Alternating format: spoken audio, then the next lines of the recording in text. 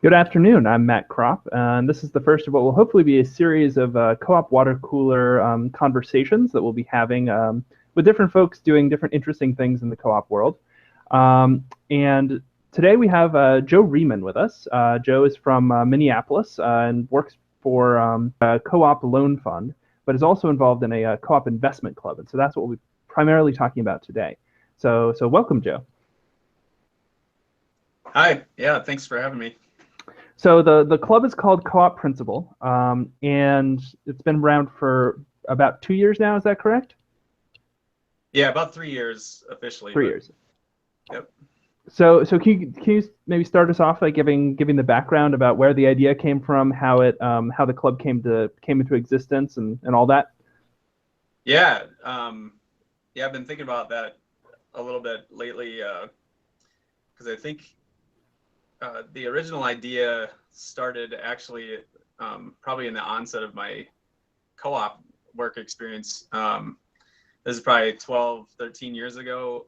I worked at a local food co-op, and they had a 401k option, which is great when employers can offer that. And at that time, I was, talking to the financial advisor that would come and talk to the staff, and I said, what are the options for someone that doesn't want to invest in Wall Street? And he kind of laughed a little bit and said, "What do you mean?" And I was like, "Well, I don't want to put my money in Wall Street, and it seems counterintuitive if I want to work for and support the cooperative movement that I would be putting money into Wall Street." And he kind of laughed again and said, "Well, you're young. When you get older, you'll change your mind on that." And then that's how that got left. And I would say, following the trajectory from there, I was a worker owner at Equal Exchange, which also had a retirement plan. And then I had kids, and over all of that time of doing more work with co-ops and having my own children and getting older, as advisor put it, I would say I even more increasingly had more disdain for Wall Street and more of a desire to invest what nominal amounts I had in a different economy, in a cooperative economy. And so about 3 years ago, I finally said, all right, I'm going to figure this out because it keeps on becoming a thing. Wherever I'm working, there's a retirement plan, and I'm always kind of butted into this problem of not wanting to put money in Wall Street, but not having any other options. And so I started doing some research and looking around and really nerding out on securities regulations, while also talking to lawyers and other folks in this space. And what I found was that not only was there a commonality and a lot of interest in wanting to do something else, invest in the cooperative economy, I also realized that there's been a lot of barriers and struggles and not a lot of traction on figuring something out. And this kind of model of investment clubs, which has been around for well over 100 years, seemed like a good fit, that there was enough gray area in the securities regulation space, as well as just these concepts of democratically owning capital and making decisions and kind of owning this entity collectively with others, with a main focus around pooling money and making investments. It seemed to really lend itself to the kind of thinking that I had. Other people have talked about co-op mutual funds and kind of these, using the current capitalist paradigm and investment kind of retirement fund and just kind of placing co-ops in that space. And I think that that's interesting to try to get and figure out. The investment club model that we have is just kind of one piece of that puzzle. I think that it solves a problem. It doesn't solve the larger problem of moving large amounts of money. But it's an interesting way to get at the problem that I had like 13 years ago of like, how do I invest in co-ops when I don't have too much, expendable capital to be able to do that. And so pooling it together with others that have a like-minded purpose and drive seems to be a good fit. So. Mm-hmm. So you kind of came into this, with these values and wanting to put your money where the values were and are. And so how did the kind of formation process go, and how, like, operationally, how does it run? Do they, in terms of decision making and vetting investments and that sort of stuff? Sure. So we started small, and I basically had started out with a friend of mine, Scott Patterson. We worked together at Equal Exchange and had kind of looked into a similar idea at Equal Exchange. And so it started small, and basically we invited other people into the club. And I'd say the overall structure is there's the central organization cooperative principle that we started, and then the club itself, CP Local 001, acts as its own individual club. And so all the members of the investment club are part of CP Local 001. And we have a centralized organization that kind of, the concept would be that if other people wanted to start a similar club, they don't have to redo and create their own legal documents and structure to form the club. The central organization kind of already has that done. So basically the concept is find some people that want to invest in co-ops, and here's all the tools that you would need to start up your own investment club. And that way, all of the different clubs, wherever they're located in the country, can share best practices, share information about potential investments, and just overall be able to connect around this concept of investing in co-ops. So the club itself is, as I said, an LLC. We follow cooperative principles, so one member, one vote, regardless of how much an individual person has invested in the club. And we usually meet every other month. And active participation is a key component of an investment club. So there can't be any like passive investments. Someone can't just put money in and then never show up to a meeting and never have any responsibilities. So that one of the key drivers of the legal side of an investment club is that everyone is actively participating. And so we try to keep light on the meetings, but overall there's discussion of, what are some potential co-ops that people know about that are looking for investments? What do people are interested in investing in?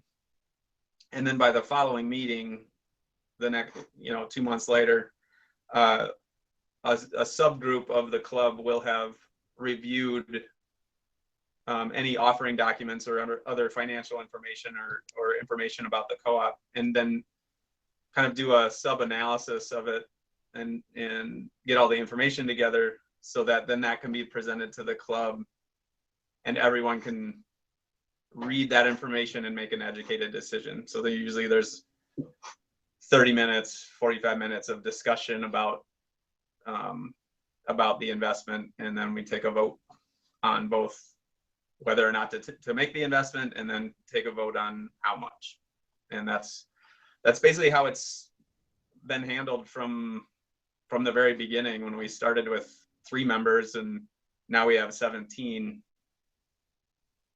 And we haven't changed that structure since. It seems to work really well for people, and usually try to meet in a place that we can have some snacks and beer and make it a social kind of fun environment. And yeah. And so one of the things I found really interesting about what you guys have done is thinking beyond just the single investment club that you did create, this, and creating the infrastructure for them popping up in different places. And full disclosure, I'm working on trying to get one going in Vermont, and I know you guys kind of provided some advice to some folks in Boston to get one going. So hopefully we're starting to see more of these popping up. So they obviously have an impact locally, but what do you see as kind of the by having created this nonprofit and sort of almost like kind of having this nascent network starting to form? What do you see as the kind of the larger scale possibilities that come with kind of a network of these things that have both a kind of local character that's unique to where they are, but also sort of a kind of connection to each other? Mm-hmm. Yeah, I mean, from the very start, I think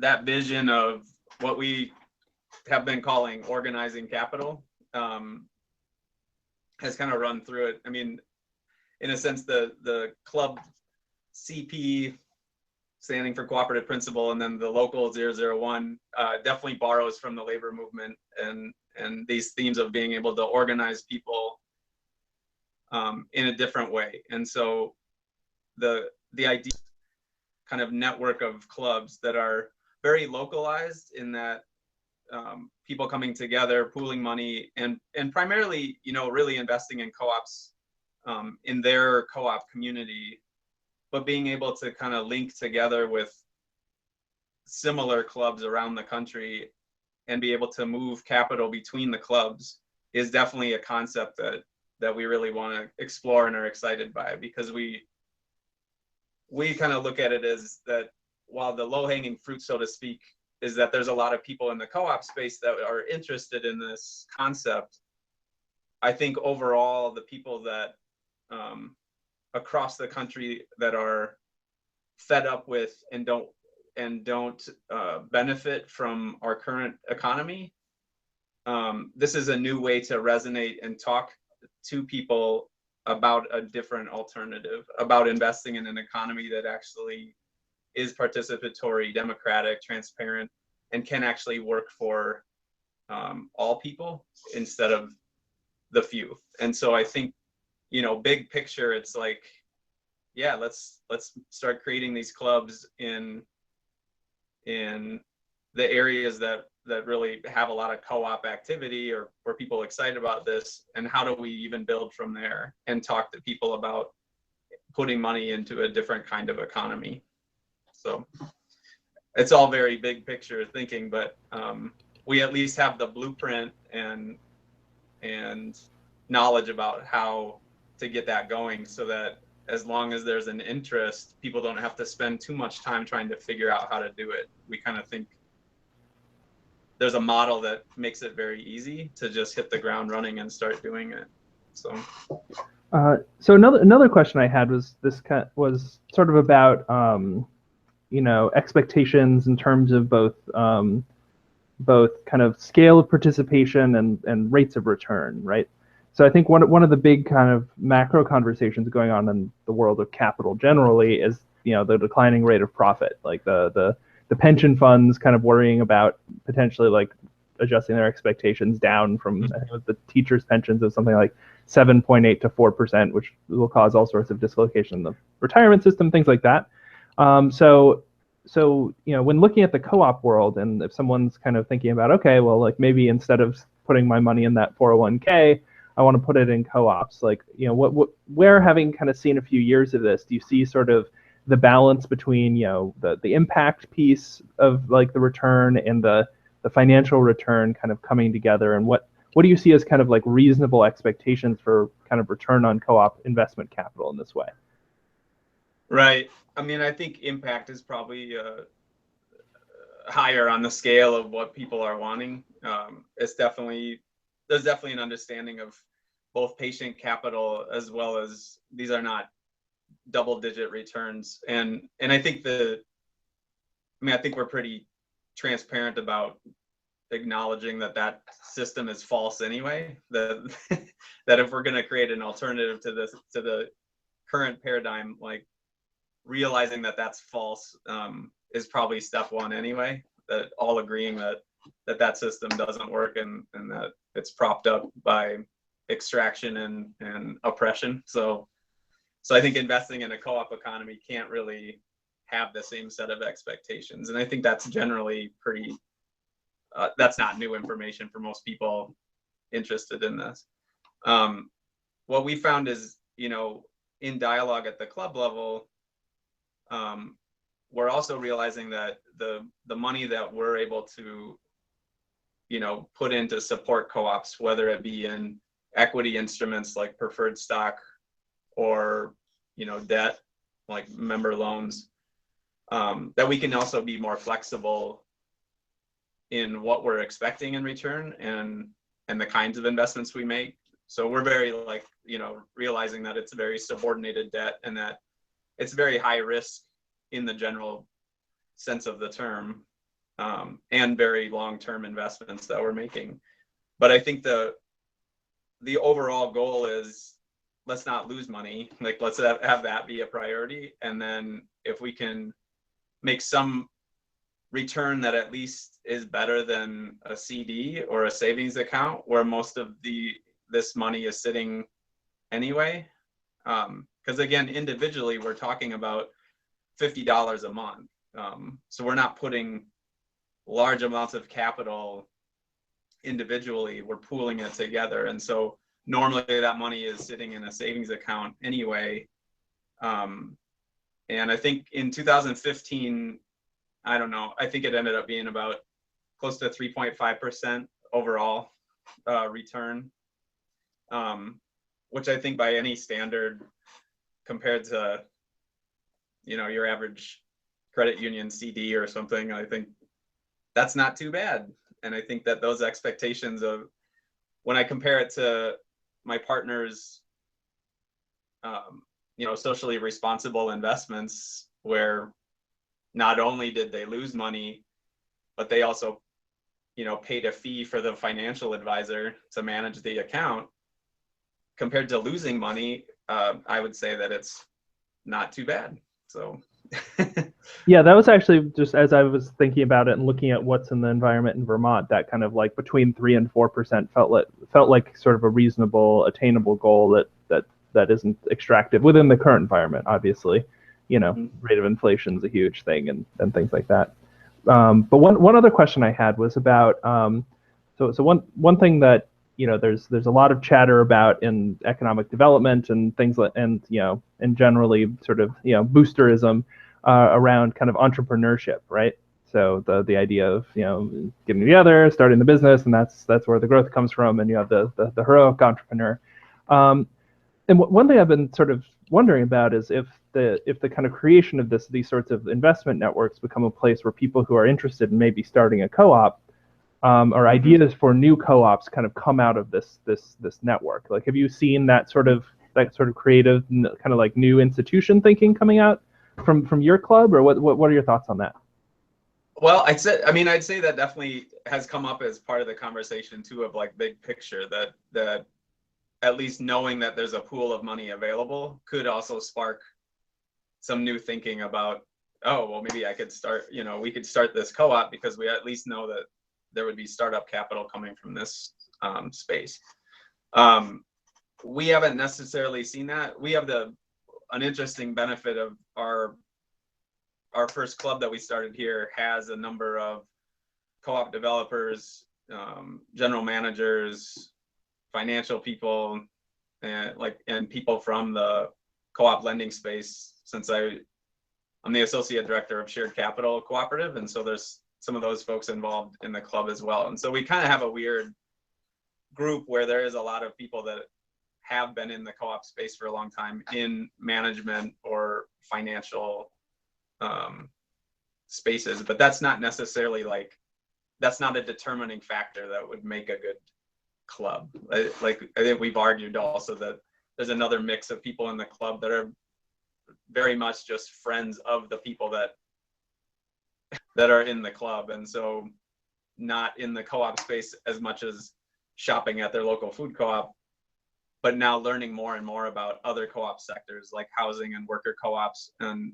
so broadening the scope of awareness of the different kinds of co-ops. And I think that over the long term can do what you say, which lends itself to like rethinking new things, whether it is like housing or new business development and thinking about worker co-ops. I think that has at least happened, that the conversations at the club level have opened up people beyond the sector that kind of introduced them to the club, be it food co-op or whatever. So. Mm-hmm. Yeah. So, and you mentioned the $50 a month. That's what folks for your club contribute.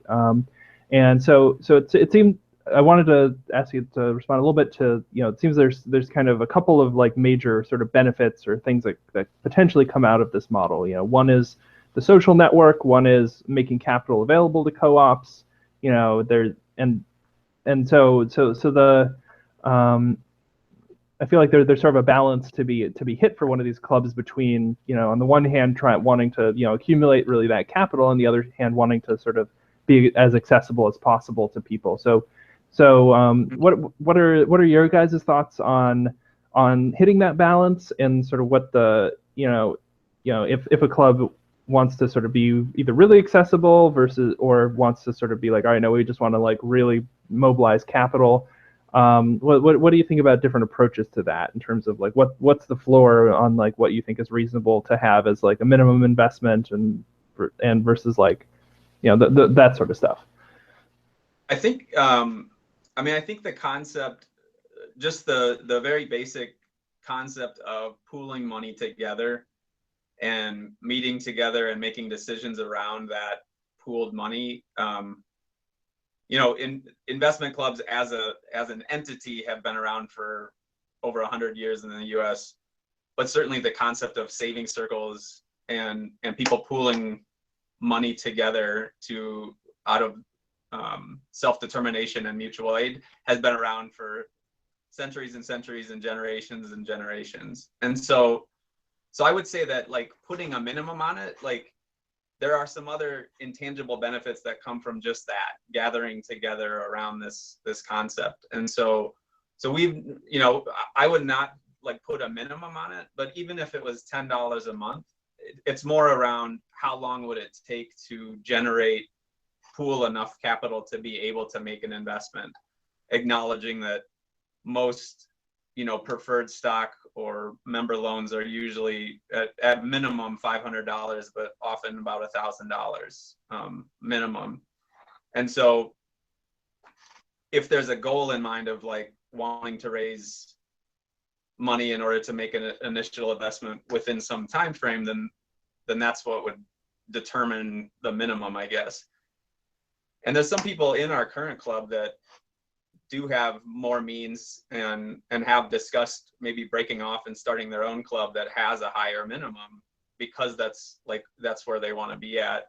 And we obviously fully support that, because clearly the two clubs, especially being in the same geographic space, would have a pretty easy time of still having joint meetings, meeting together, and